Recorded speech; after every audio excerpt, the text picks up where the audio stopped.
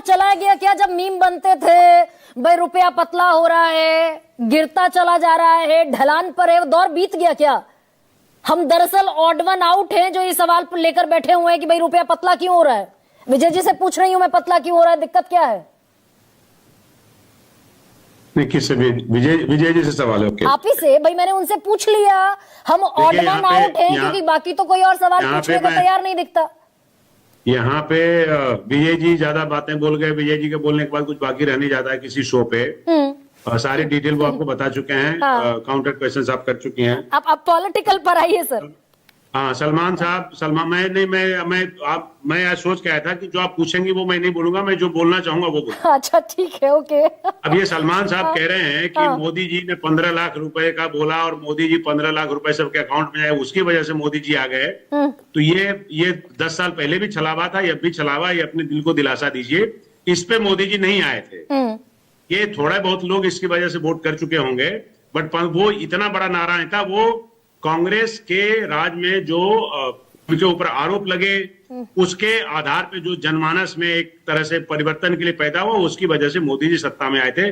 15 लाख रुपए की वजह से मोदी जी सत्ता में गए थे, कम से कम मैं ऐसा नहीं मानता हूँ। नहीं, गरीबी की मार बहुत हुई, बेरोजगारी की मार बहुत हुई, 2 करोड़ रोजगार देंगे, पेट्रोल 40 पर बिकेगा, इस पर तो जनता ने वोट किया ना।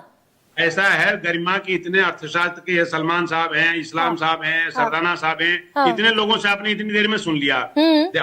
अब देखिए, अब जो मैं बताने जा रहा हूँ वो ये कि मुझे मेरा डर इस बात का है कि क्या ये 91 पे जाके रूपी रुक जाएगा क्या, या ये इससे ज्यादा ऊंची छलांग लगाएगा।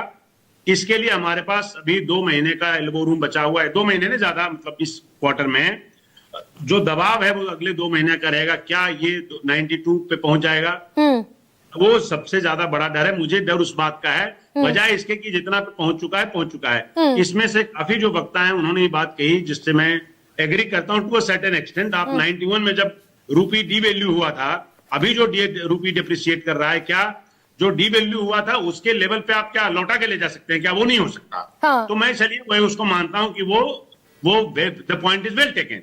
बट मैं कह रहा हूं कि अभी आप एक बात ध्यान से सुन लीजिएगा। अभी भारत सरकार लगभग उस एज पे पहुंच चुकी है जहां पे उसको करना है सौदा यूएस डील से।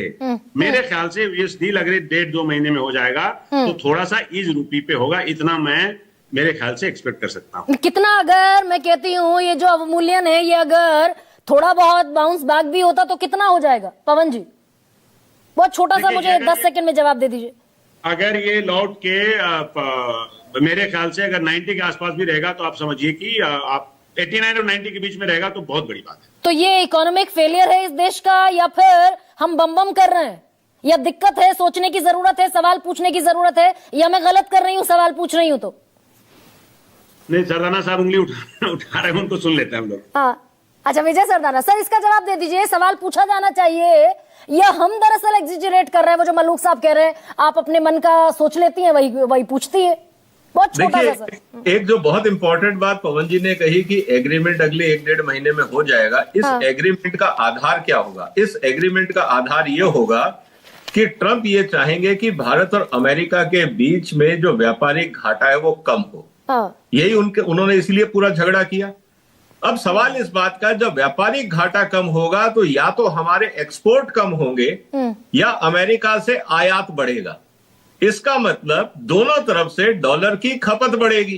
तो जो रुपया अभी आपका 90 पहुंच गया है, ये नीचे नहीं जाएगा। और मैं पिछले 25 साल का आंकड़ा दे रहा हूं, 3.5% की दर से ये हर साल गिर रहा है। तो दरअसल लबोलुआब ये है कि रुपया जितना कमजोर डॉलर के मुकाबले दिखाई दे रहा है, वो नीचे जाता हुआ, ऊपर उठता हुआ नहीं दिखाई देगा।